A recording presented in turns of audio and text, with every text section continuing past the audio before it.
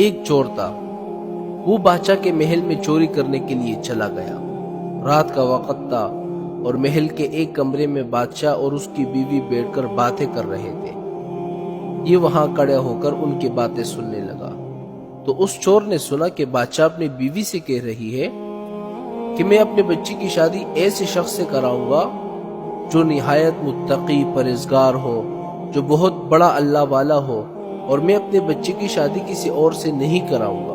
جب چور یہ باتیں سن رہا تھا تو اس کے دل میں آیا کیوں نہ میں کچھ ایسا بن کر دکھاؤں کہ میرے ساتھ ہی شہزادی کی شادی بادشاہ خود کرا دے۔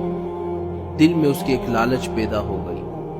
اب وہ چوری کو بھول گیا، دھوکے پر اتر آیا اور گھر میں جا کر بہت دیر تک سوچتا رہا کہ کس طرح میں اس بات میں کامیاب ہو جاؤں۔ تو اس کے ذہن میں ایک بات آئی کہ بادشاہ کے محل کے قریب ایک مسجد ہے، اس مسجد میں جا کر بزرگانہ لباس پہن کر وہاں پر بیٹھ جاتا ہوں، دن رات عبادت میں مشغول ہو جاتا ہوں۔ کسی نہ کسی طرح بادشاہ تک یہ بات پہنچ جائے گی کہ کوئی آدمی ایسا متقی پرہیزگار ہے جو دن رات اللہ کی عبادت میں مصروف ہوتا ہے۔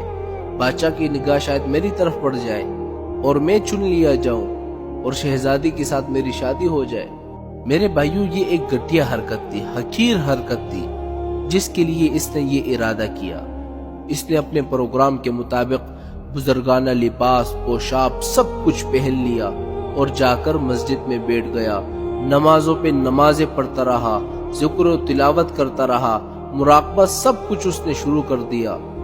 اب زمانہ چلتا رہا، لوگوں میں شہرت ہو گئی کہ کوئی اللہ کے بہت بڑے ولی یہاں پر آ گئے ہیں جو دن رات عبادت کرتے ہیں۔ اب اس کی وجہ سے لوگ اور زیادہ آنے لگ گئے، اور زیادہ اس کے پاس آنے لگ گئے، یہاں تک کہ بادشاہ کو اس کی خبر پہنچ گئی کہ یہاں کوئی اللہ کے ولی آ کر بیٹھ گئے ہیں جو نوجوان ہے لیکن زاہد عابد ہے، لاجواب ہے، متقی ہے، پرہیزگار ہے۔ جب بادشاہ کو یہ بات معلوم ہوئی تو اپنے ارادے کے مطابق غور و فکر کرنے لگ گیا کہ شہزادی کے متعلق جو میں نے سوچا تھا کہ اس کی شادی میں ایک متقی پرہیزگار سے کراؤں گا، اس کے لیے اسی کا انتخاب کر لیا جائے۔ بادشاہ نے اس سلسلے میں گفتگو کے لیے اپنے وزیر کو بھیج دیا اور وزیر اس شخص کے پاس مسجد میں آیا اور اس سے کہا کہ میں بادشاہ سلامت کی طرف سے آیا ہوں اور ایک پیغام لے کر آیا ہوں۔ اس نے کہا کیا پیغام ہے؟ وزیر نے بتایا کہ بادشاہ نے کئی سال پہلے یہ فیصلہ کیا تھا کہ اپنی لڑکی کا نکاح ایسے شخص سے کرے گا جو بڑا ہی متقی ہو، پرہیزگار ہو، اللہ والا ہو، اور اس کی تلاش میں تھے۔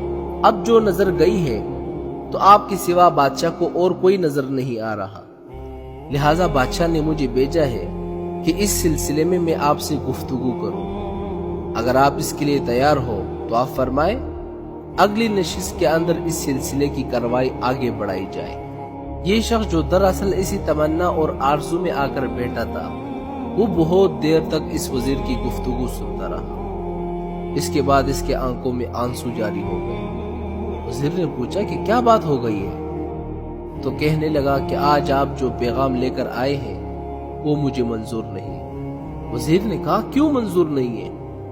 اس نے کہا کہ دیکھیں، میں صاف صاف آپ کو بتاتا ہوں کہ میں اصل میں ایک چور تھا اور میں بادشاہ کے محل میں چوری کرنے کے ارادے سے ایک مرتبہ چلا گیا، اور پھر وہاں پر بادشاہ کی اپنی بیوی کے ساتھ گفتگو ہوئی کہ میں اپنے بچی کا نکاح ایسے شخص سے کراؤں گا جو متقی ہو، پرہیزگار ہو، تو میں نے اس کو سن لیا۔